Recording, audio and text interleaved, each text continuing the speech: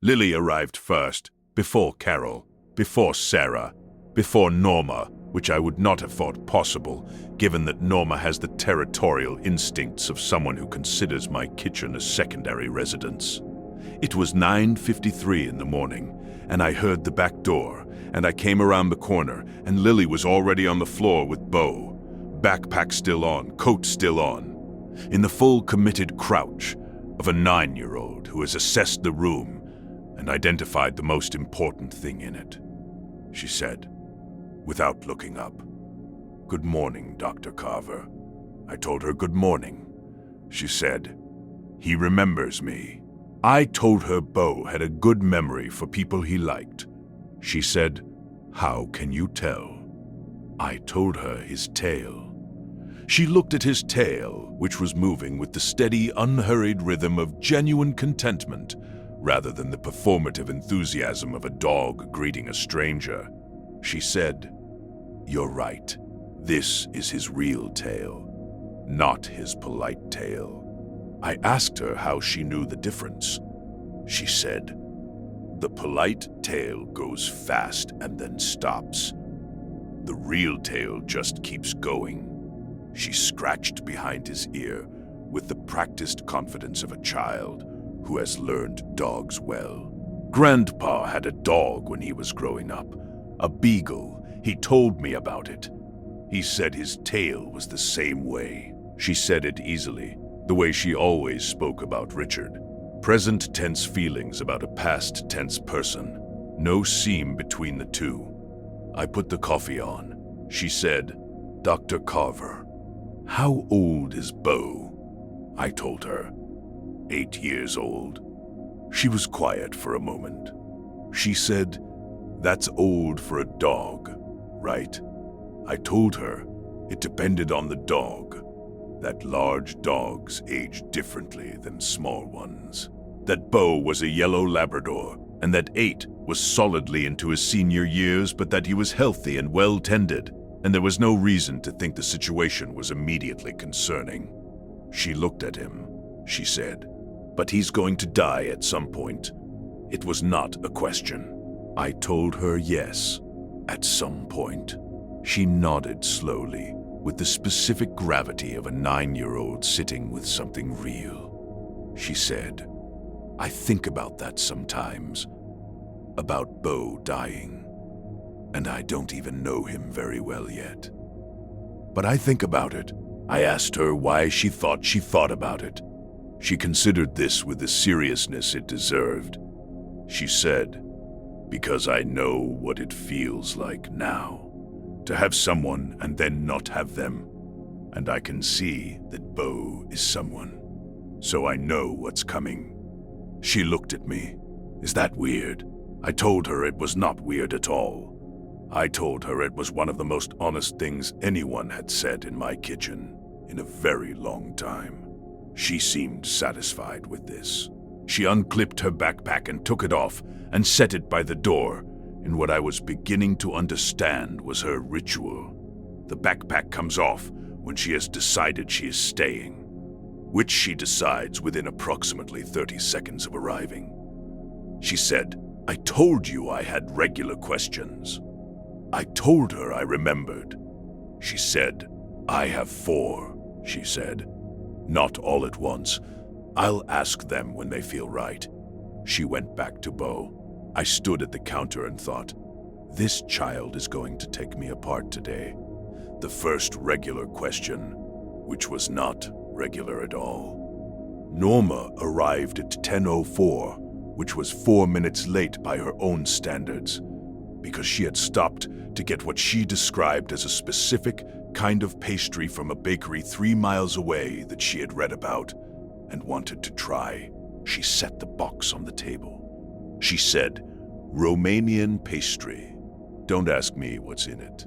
The woman at the counter explained for 5 minutes, and I understood approximately nothing, but they looked good. Lily looked up from the floor. She said, "Are they sweet or savory?" Norma said, "Both, I think." The woman used a word I didn't recognize. It might have been a warning. Lily said, "I'll try one." Norma said, "Bold. I like it."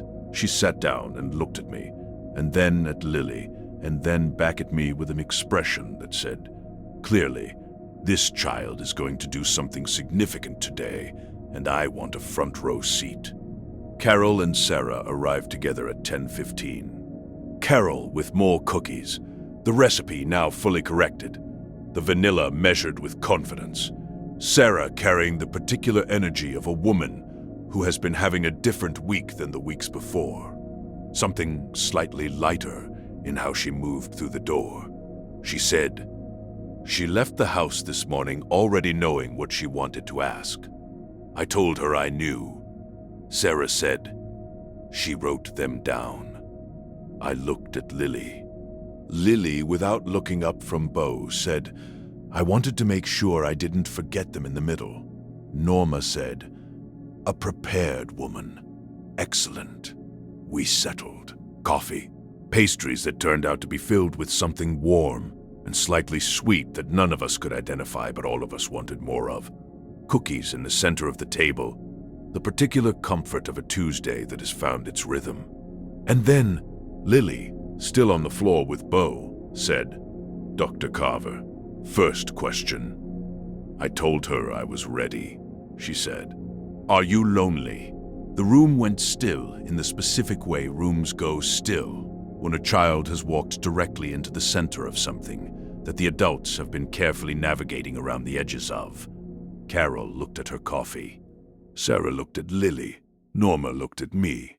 I sat with the question, not because it was difficult to understand, because it deserved a real answer. And the real answer required a moment of honest self-examination rather than the reflexive response that a polite adult would offer. I'm doing well. I keep busy. I have good people around me. All of which are true, and none of which are answers to what Lily actually asked. I said, can I think about that for a minute? She said, yes.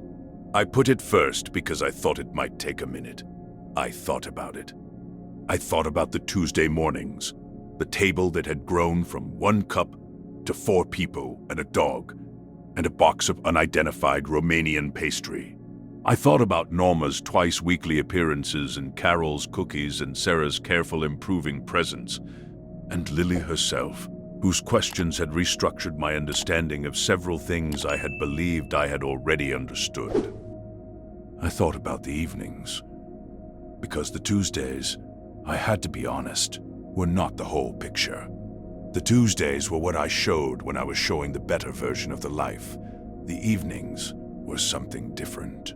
The house and the particular quality of late afternoon light that reminded me most specifically of Margaret, the garden going to its winter state, Bo asleep at my feet, and the book open in my lap, and the specific, unspectacular aloneness of a man sitting in a chair that used to face another chair that used to have someone in it. Was I lonely?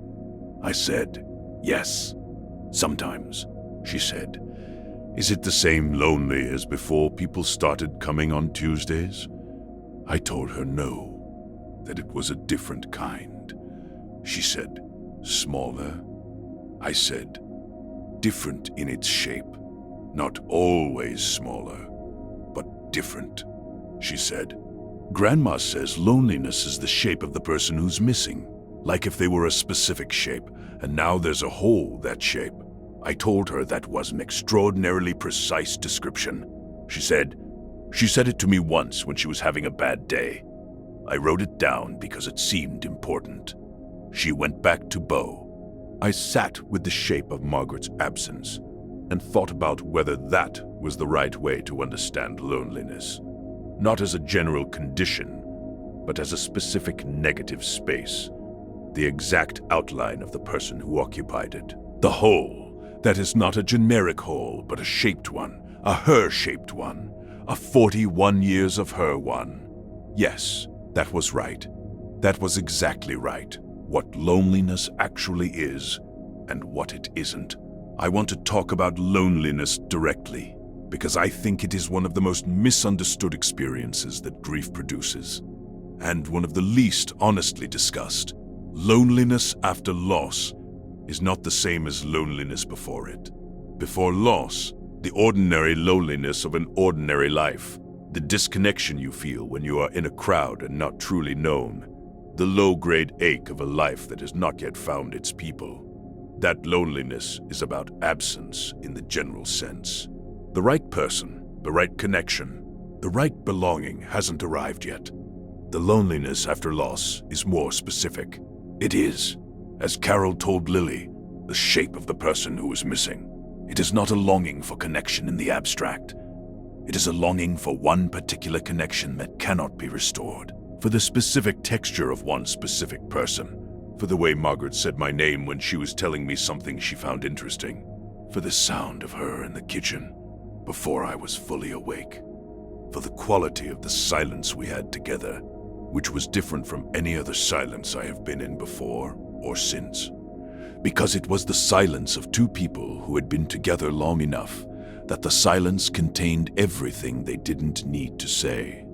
You cannot replace that. I want to be clear about that, because I think many people attempt to address the post-loss loneliness in the same way they would address the pre-loss loneliness, by adding people, by filling the space, by constructing a social world rich enough to crowd out the ache. And that effort is not wasted. The table I have built on Tuesdays is real and it matters, and it has done something genuine for the quality of my life, but it has not replaced what is missing. It has built something alongside it. Those are different things. And understanding the difference, accepting that the shaped hole does not get filled, that it remains specifically shaped, that the work is not to fill it, but to continue building life around it. That understanding took me longer than I would have expected from a man who spent 40 years watching other people do exactly this. I thought I understood it intellectually. I did not understand it until I was inside it. The Tuesday table has not filled the hole. It has given the hole a context.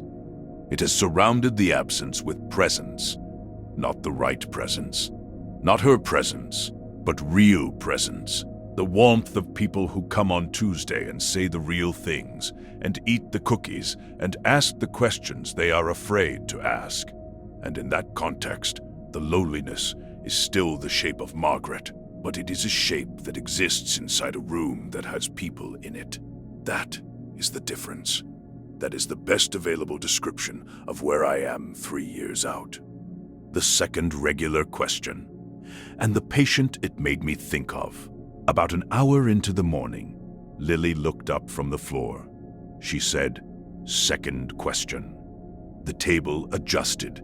She said, "When people are dying, the ones you were with, did they seem scared?" Sarah said, "Lily." Lily said, "It's a regular question." Sarah said, "It might not be a regular question for Dr. Carver." Lily looked at me. She said, "Is it okay?" I told her it was okay. I thought about how to answer it honestly, without answering it in a way that produced the wrong thing in a 9-year-old who had already absorbed enough about mortality to be asking the question in the first place. I said, "Some of them were. In the beginning, when the situation was sudden, and they didn't have time to prepare. Yes, some of them were scared." She nodded. She said, "And the others?" I said, "The others, the ones who had time, who had the kind of clarity I've described before, the window where they were fully present. A lot of them weren't scared, not at the very end." She said, "Why not?" I said, "Because at the very end, they weren't thinking about what was coming. They were thinking about who they loved, and when you're thinking about who you love, there isn't much room for fear." She thought about this. She said, "Grandpa wasn't scared. Mom told me she said he was peaceful. I told her that was something to hold on to." She said, "I think he wasn't scared because he knew we loved him. I think when you know that, the other stuff is smaller." She said it with the specific certainty of someone who has worked something out and arrived at an answer they are confident in. I said, "I think you're right. I think that's exactly right." She said, I'm going to make sure he's not scared either. When it's time, I'm going to be there, and he'll know I love him." She said it matter-of-factly, a plan made and stated. She was going to be there for Bo the way she understood. Now that presence had mattered for her grandfather, I want to tell you about a patient I thought about when Lily said that. His name, I'll call him Arthur, was 77 years old. He had lived alone for 11 years following his wife's death. He had 2 adult children who were attentive and present, who called regularly and visited when they could, who had done everything the situation asked of them. Arthur came into my department on a November evening with a cardiac situation that was serious, and that we understood, fairly quickly, was not going to resolve. His children were called. They came, and what I observed in that room, what I have thought about many times since, was the specific, transformative effect that their arrival had on Arthur. He had been, before they came, in the particular state that people in serious medical distress occupy, present but inward, managing the body's crisis while the mind kept its own counsel. He was not communicative. He was turned inward in the way of a person who is doing the interior work of understanding what is happening. When his daughter walked through the door and took his hand, something changed. He came back. Not medically. The medicine did not change. His body continued doing what it was doing. But he came back into the room, into the present, into the specific quality of attention that I had come to associate with the window I described in an earlier conversation. He was fully there. He said her name. That was the first word he had said in over an hour. He said her name, and he looked at her, and what was in his face was not fear. It was something I can only describe as recognition. The recognition of someone who has been looking for something and has found it. The person he needed to be present. The proof that the love was still there, still available, still surrounding him. He died with his daughter's hand in his, not scared. Lily was right. When you know you are loved, there isn't much room for fear. And what that means, the practical, applicable instruction in it, is that the most important thing you can give the people you love is not the absence of loss or the absence of grief or the promise of a certain outcome. It is your presence, the hand in the hand, the being there, the I am here, and I love you, and you are not alone in this room. Delivered not as a speech, but as a body sitting next to a body with their hand over it and staying.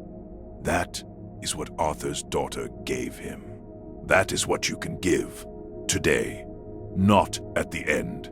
Today, because the quality of not scared at the end is built by the years of being present before it.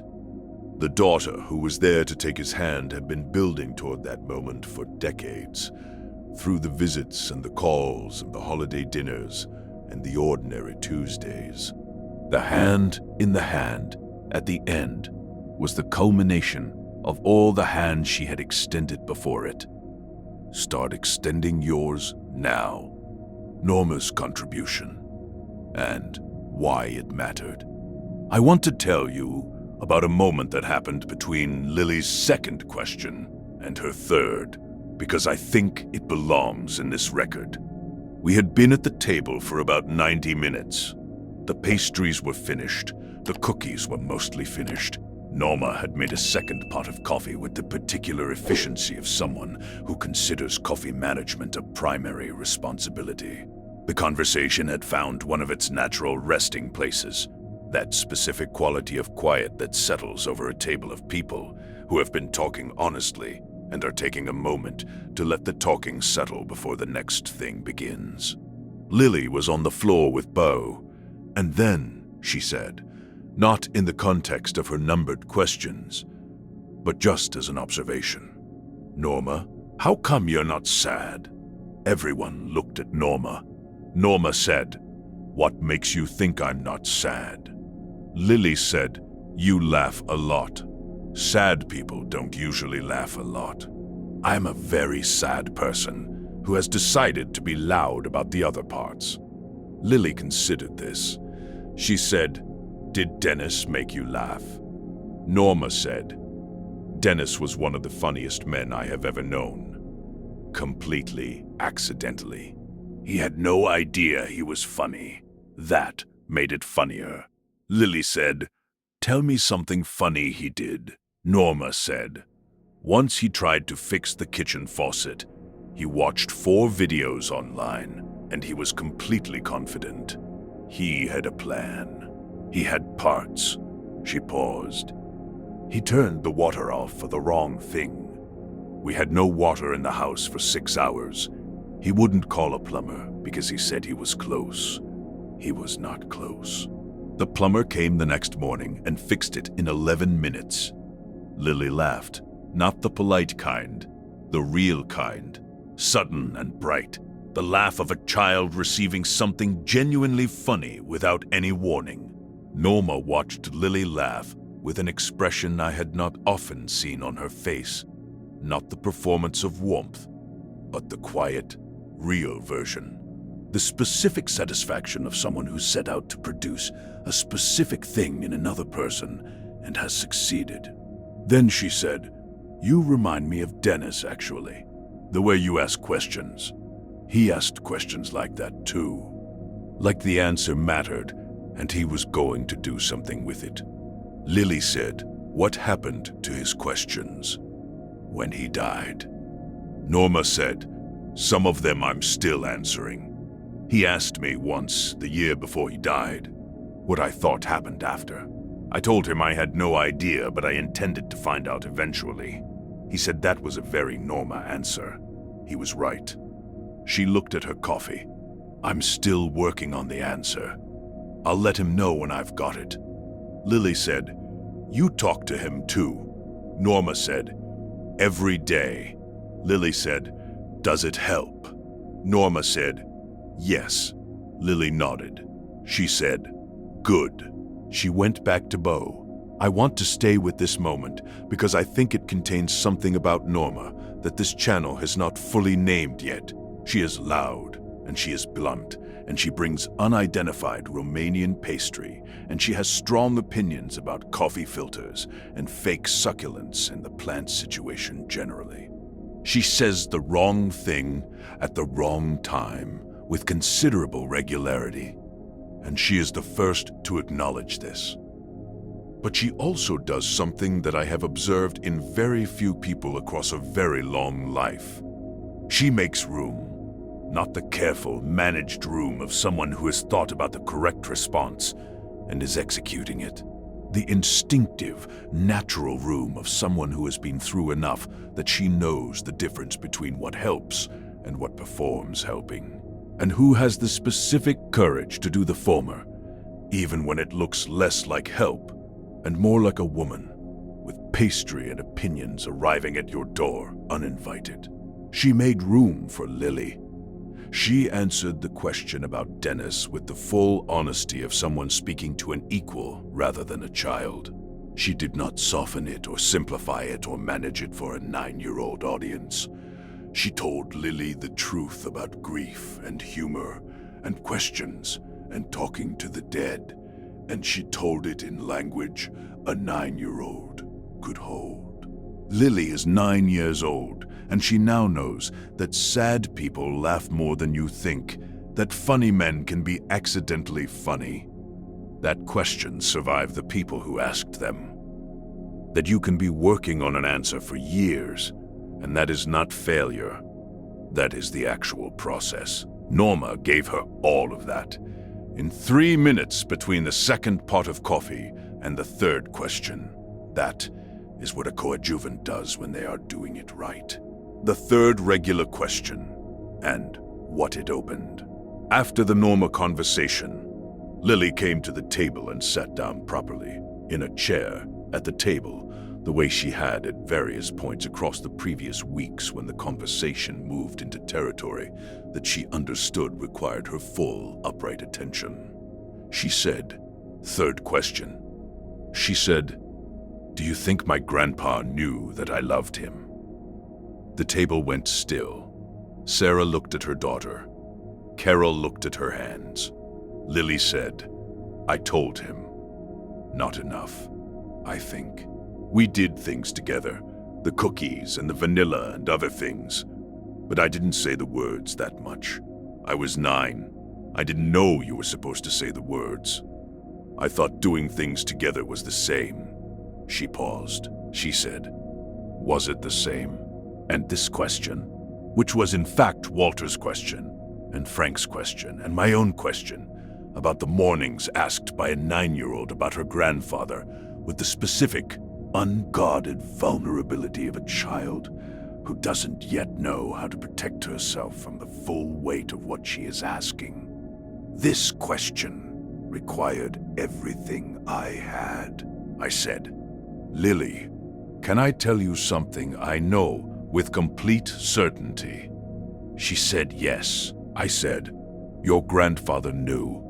She said, "How do you know?" I said, "Because you came to my kitchen 3 weeks ago and asked where he went and whether he could hear you, and what happened to love after someone dies. A child who does not love someone deeply does not ask those questions. They only come from a person who loves fully and is trying to understand where the love goes now that the person is gone." I looked at her. "The love you felt for him, he felt that. In every cookie you made together, in every question you asked him, in every time you called him Grandpa, he felt it. I promise you, he felt it." She was very still. She said, "How do you know he didn't just think I liked cookies?" It took me a moment to answer that, because it was, unexpectedly, a very good question. The question of how we distinguish between someone enjoying an activity with us and someone loving us, and whether a grandfather could tell the difference in the hands of his 9-year-old granddaughter measuring vanilla, I said. "Because the way you talk about him, the specific details you remember, the vanilla, the way he held your wrist to guide the pour, those are the details that people only remember about people they love. You weren't there for the cookies. You were there for him. He knew the difference."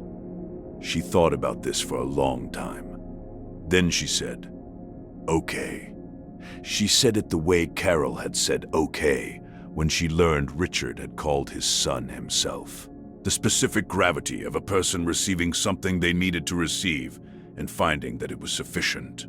She said, "I'm going to say the words more, from now on, to people I love, so they know."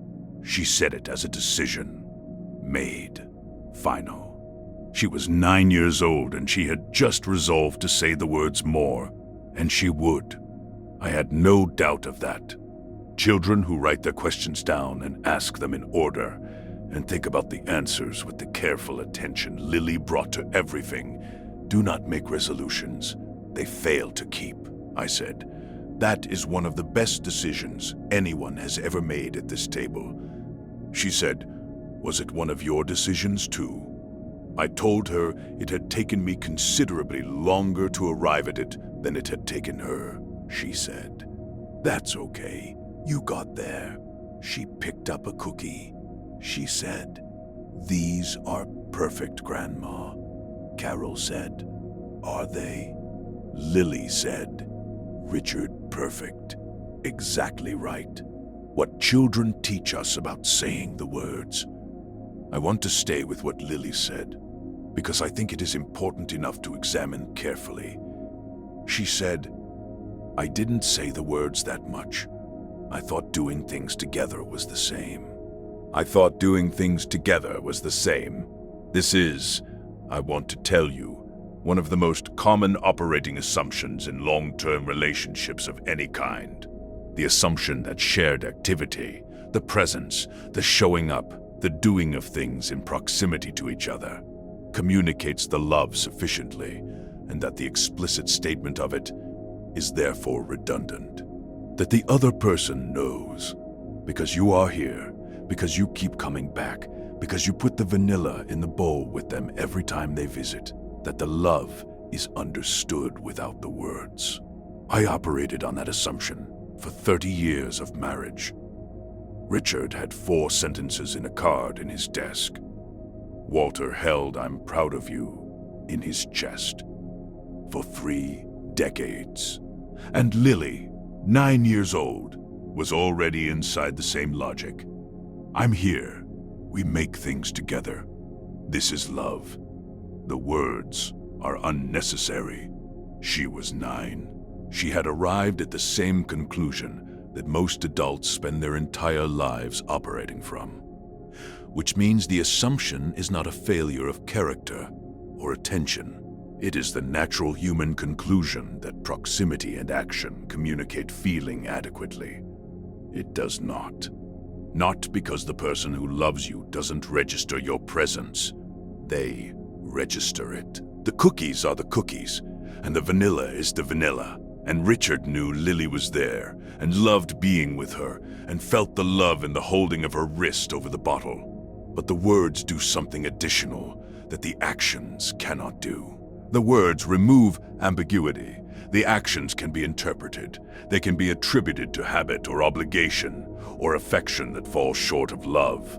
They can be present for years and still leave the recipient uncertain about what they signify, asking in the interior accounting that all of us maintain whether the person who keeps coming back is coming back out of love or out of something else that looks similar but isn't quite the same thing. The words remove that uncertainty. I love you said plainly to the face of the person who needs to hear it, in a specific voice that belongs to the person who feels it. That cannot be misinterpreted. It lands where it is aimed. It goes directly into the place that the actions circle around but cannot always reach.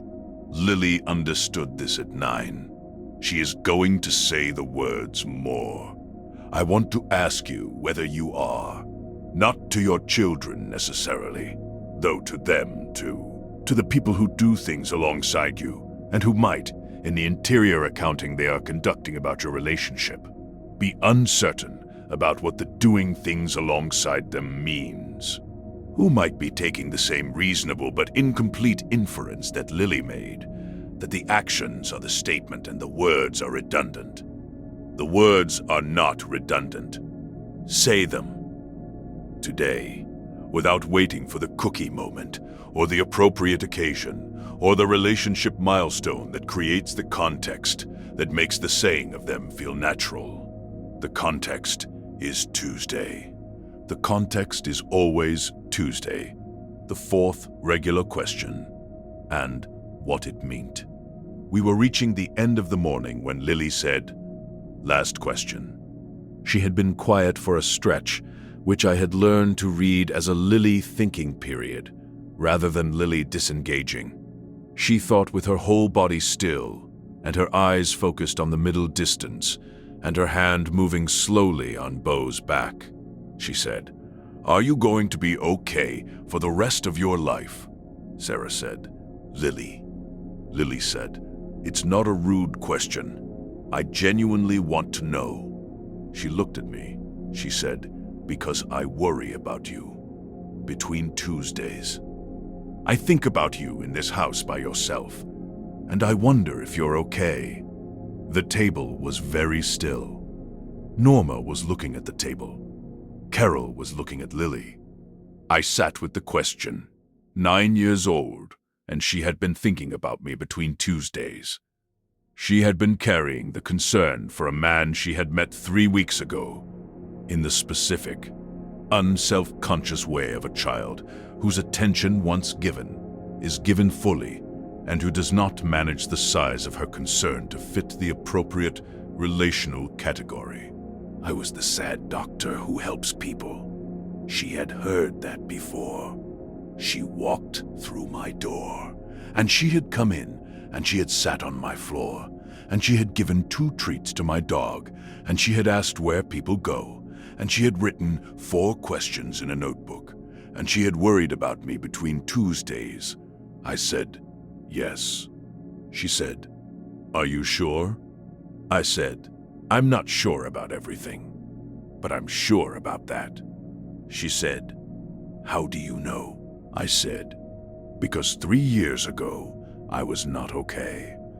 I was making 1 cup of coffee and sitting at this table alone, and the house felt like a place I was waiting in rather than a place I was living in. And now I make 2 cups, and the table has you and your grandmother and your mother and Norma in it on Tuesdays, and on the other days, I have the garden and Bo and the knowledge that Thursday is coming, which means Norma will arrive with something I didn't ask for and an opinion I didn't request. And that is more than I had 3 years ago." I paused. I said, "I know I'm going to be okay because I can tell the difference between the not okay I was in and the okay I am in now. And this is okay. Not the same okay as before Margaret died. A different okay, but real." Lily said, "Does the okay get bigger as time goes on?" I said, "In my experience, yes. Slowly. Not in a straight line. But yes." She nodded. She said, "Good."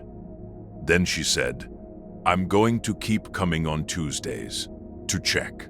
Sarah said, "Lily, Dr. Carver might not want." Lily said, "Do you want me to keep coming?" I looked at her.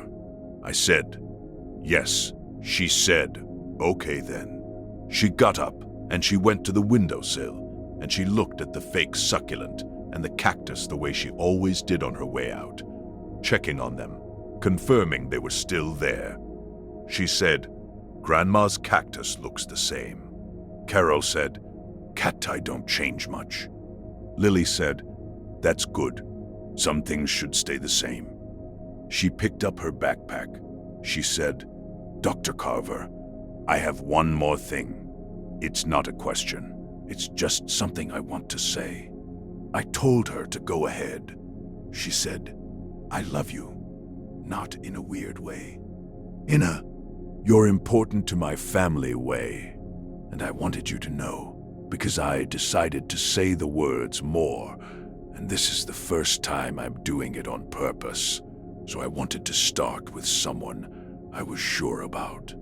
She said it with the calm, clear delivery of someone who has made a decision and is executing it. No performance, no embarrassment, just a thing stated plainly to the face of the person it was aimed at. I told her I loved her too. In the same way, I said. The "you are important" way. She nodded, satisfied. She said, "Good. See you next Tuesday." She went to Bo and said something private to him that I respected enough not to try to hear. Straightened up, waved at Norma, hugged Carol for the real kind of hug, and left with Sarah. The back door closed. The kitchen was quiet. Norma said, "I told you she was remarkable." Carol said, "She got it from Richard." Norma said, "She got it from you."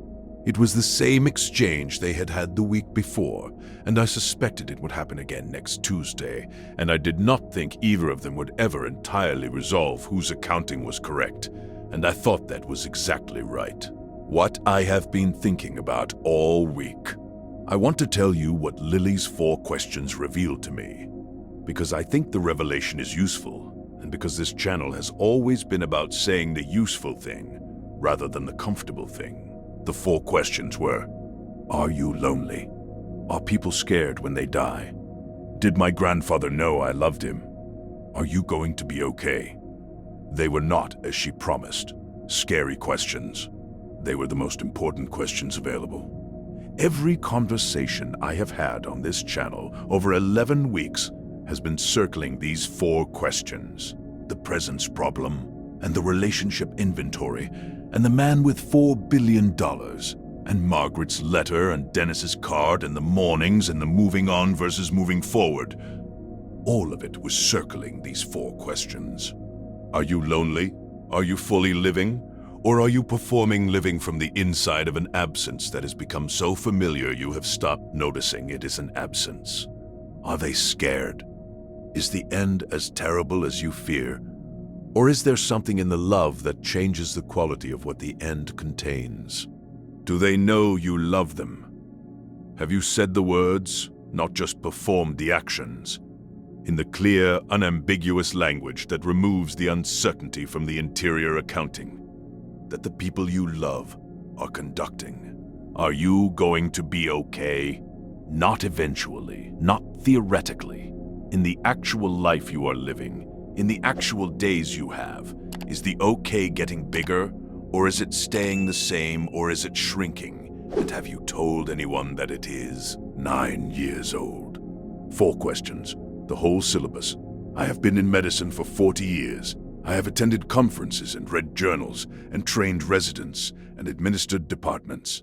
I have been in the rooms where the most important human things happen, and I have watched them happen. And I have tried to understand what they mean, and to say what I understand in ways that are useful to the people listening. And a 9-year-old with a notebook came to my kitchen and asked the 4 questions that everything else was pointing toward. I am keeping the notebook metaphor, by the way.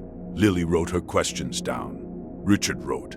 Carol understood this, one in the margins. Walter held 30 years of I'm proud of you, until a hospital room gave him permission to release it. Dennis had 4 sentences in a desk. Write it down. Say it. Do not keep it in the desk. Before you go, 3 things. I want to give you 3 things before this conversation ends. The first is Lily's resolution, which I think should become yours. Say the words more, not instead of the actions. The actions matter. The vanilla is real. The doing things together is the substance of a relationship. But in addition to them, in clear, direct, unambiguous language that removes the uncertainty from the accounting. I love you. I'm proud of you. You matter to me. Thank you for coming on Tuesdays. I notice, and I'm grateful. Today, to one person, the words, plainly, without occasion, because the occasion is Tuesday, and Tuesday is always now. The second is Lily's question to herself, which I think you should ask yourself honestly. Do the people I love know I love them? Not do I love them? That question you know the answer to. Do they know? Have you given them the words in addition to the presence? Have you removed the ambiguity from the accounting? If the answer is not fully yes, the correction is available right now. It does not require a special circumstance, or a hospital room, or a letter written before a diagnosis. It requires saying it to the face of the person who needs to hear it. Today, in whatever ordinary moment today contains. The third is the answer I gave Lily, which I want to give you. Are you going to be okay?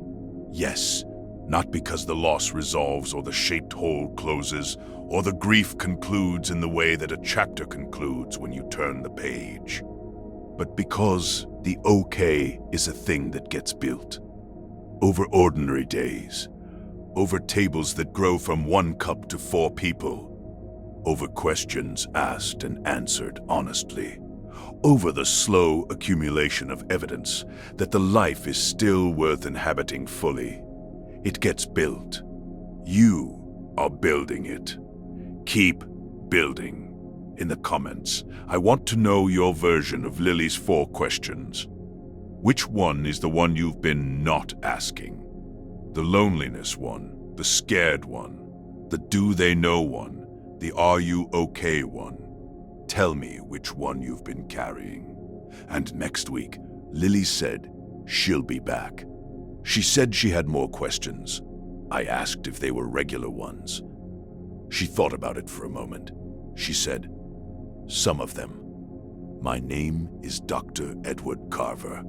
I'll see you then.